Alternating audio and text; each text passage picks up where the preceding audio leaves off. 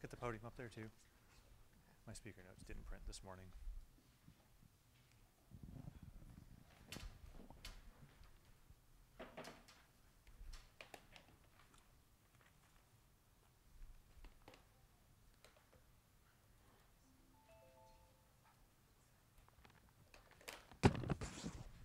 You set? All right. So I'm here to talk about email, and I know it's really fallen out of fashion lately with social and everything else that you have to choose from to do channel marketing. But the thing about email is you've got a channel that's permission-based, it's direct, and it's measurable. So not at all fashionable, but it works quite well. Super high impact and gets the job done. Email's gotten kind of a bad reputation over the last few years, mainly from people doing batch and blast tactics and buying lists. The first part turns off your customers. The second part ruins your deliverability. If you're buying lists, you don't know where the users are coming from, whether they even want to hear from you. It's just a bad practice.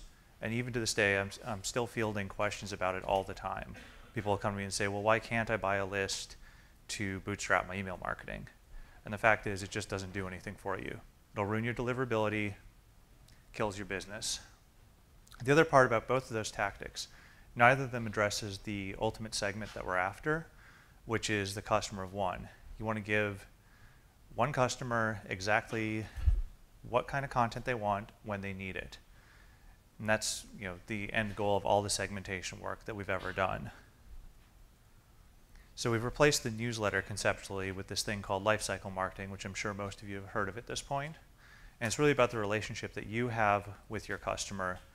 And what's very powerful now is that with all of the tools and data and analytics available to us, we know exactly where our customer is in their relationship with us. We know what they've looked at on the website, we know what they've bought, we know what their interests are, we can pull in other data, retargeting. There's vast amounts of data to tell us when and what to send to our customer. Now on the other side of this, getting a list instead of buying one, building a list is a lot of hard work. You can throw money at the problem, Facebook ads, search engine marketing, whatever it takes to drive people onto your property and get them onto your list. And the other thing about building your list yourself is that you are getting them off of other people's property. Facebook is great for certain targeted ads. You don't control the platform, you don't control the when. There's a lot of vagueness to putting an ad out there. Whereas when you start working with direct via email, you control all of it. So the tactics, on-site pop-up, obviously you've all seen that. It's annoying, but it works. And you can really turn that up. Like I've run once every 60 seconds until someone signs up or leaves and had great success with it. Partner marketing is good too. So, if you're making a music product, you could partner with a music service. Those folks are already clearly interested. You can share emails. There's different ways to get the lists back and forth. Sign up time, obviously, you need to know the law for the countries you're operating in. In the US, we can get away with just opting people in right out. In Canada, you cannot do that. It changes. You need someone to stay on top of that. But it's a great place to grab an email. Events are also good. Get your sign-up list, wire it in. Make sure you're collecting those emails. Now, getting started on the whole process can be kind of daunting because you've got all kinds of emails you can send. You don't know what to do first. So the best thing to do, start with some general best practices. I'm not a big proponent of just handing these out because it's a little bit lazy to just go and do a bunch of things someone else told you to do. So you should really just test everything. Test every assumption I give you because you never know what might be wildly wrong.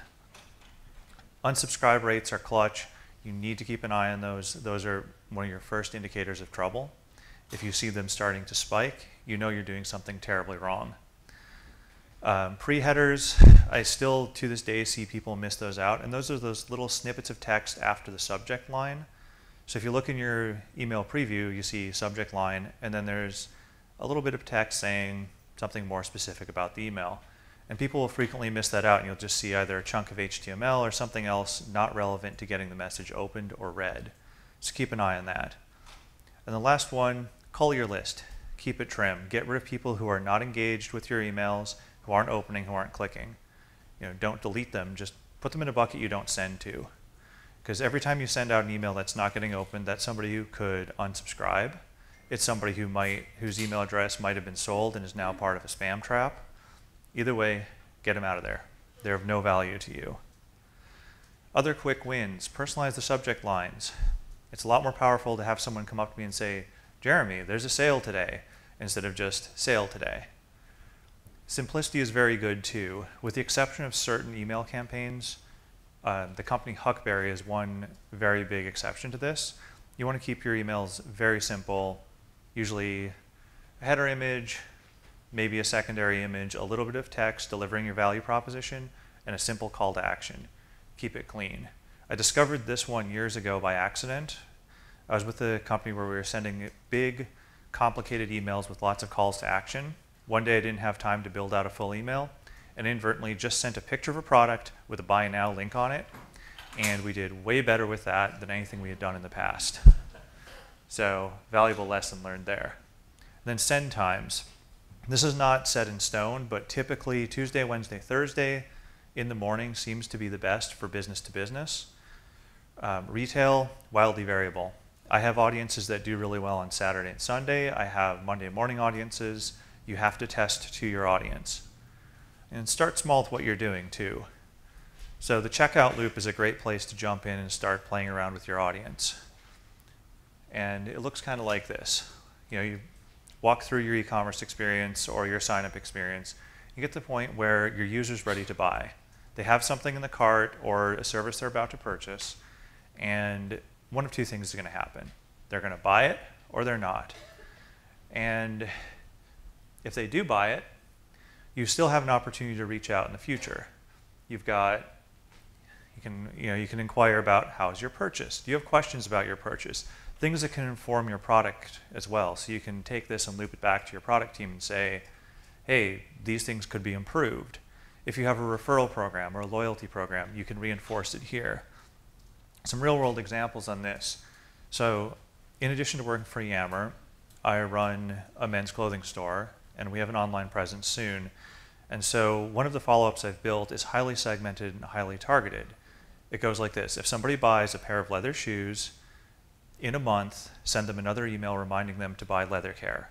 Real simple, but that's $30 of revenue we're going to get back against every pair of shoes sold. Well, not every pair, but like 30% of them forever for almost no work at all on my part. And on the other side of it, abandoned carts are another great place to get some revenue back.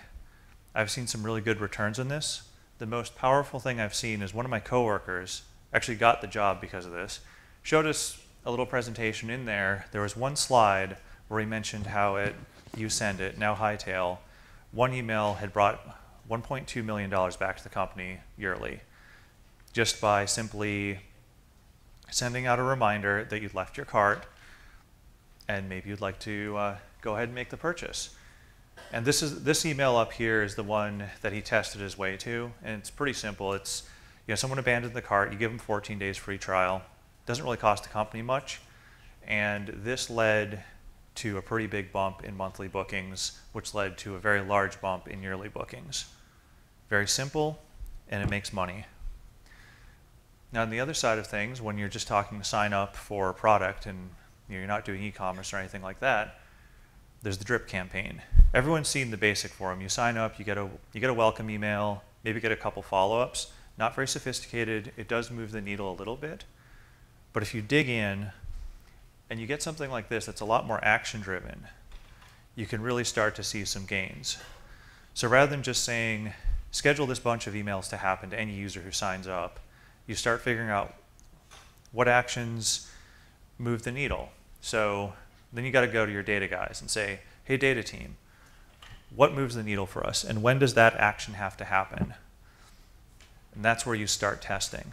So at Yammer, what we saw is that if somebody downloads the mobile app in the first 30 days, we have a much better chance of keeping them as an engaged customer, which is critical. So what we did is we started testing out when to send an email about the mobile app, the content. We refined the whole thing with subject line testing, CTA testing, and slotted it in to the entire concept of action-based drip campaigns. So you would sign up, you'd start, you get a reminder to download the mobile app. If you hadn't, if you had, you'd get the next email in the sequence. So either way, you would get a set of emails tied to actions you did or did not do. LinkedIn, I believe, did this a while back, where you get a reminder saying, like, add your profile picture or something like that. And from talking to a couple of LinkedIn folks, I believe that worked rather well. So tools, how do you do all of this? There's two routes you can go down. There's actually more, but there's two routes I've identified that are the most useful. You can go with the big email service provider, ExactTarget, companies like that. They're big, they're clunky, but if you're moving a lot of data and a lot of email, you have to look to them. Or if you're smaller, you can switch it up and go with an API-driven stack where you have several different cloud providers doing different things. Segment.io can drive customer data over to a sending platform.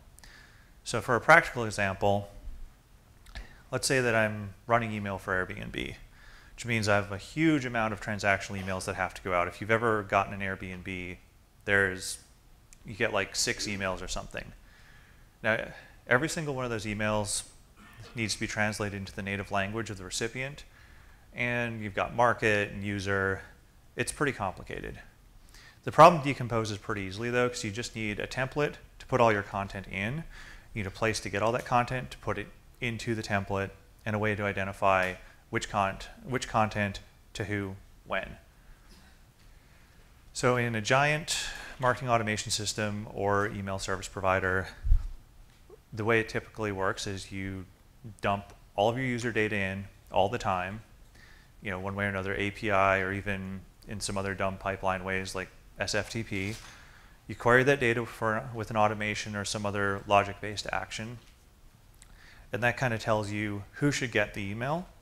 So if we're, say, sending an email that in 7 days you're going to stay at your Airbnb on Prince Street in Soho in New York, you need to assemble all of that information, grab your day 7 user, put it all together, make sure it's in the right language, and get it out the door. And mechanically, that's all totally possible in the big systems. The hard part is making sure that you get that user data in correctly in the first place.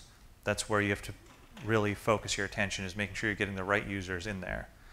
Now, if you flip it around, you're looking at a smaller sender, and you're using something like Segment.io to push all of your customer data over.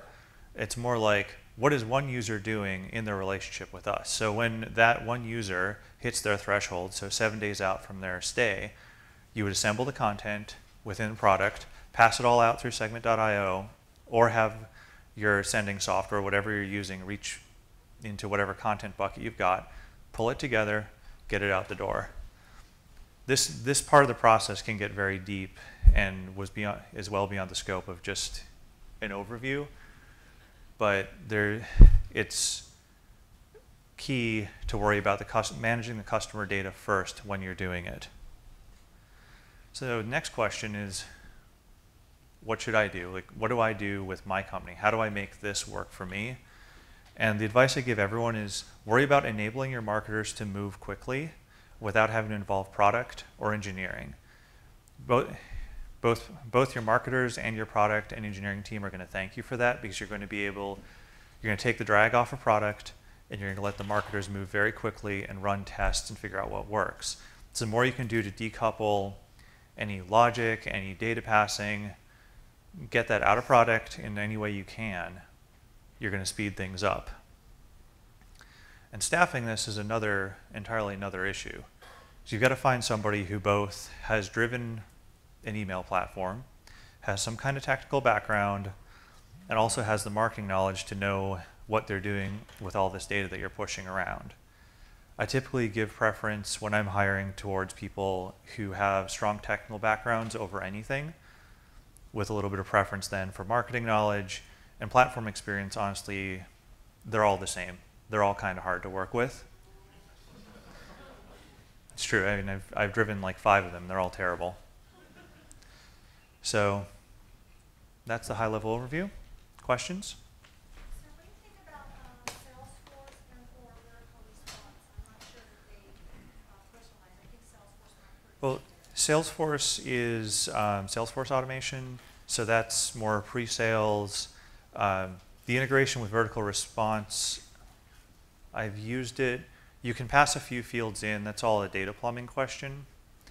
If you're looking to do actual email marketing, I would get out of that environment and look at getting an integration into something bigger. If you've got, so Salesforce bought ExactTarget for that reason. Yeah, it's not a great platform, but the integration is very deep and quite good. You can put names, you can put some pretty deep customer information in.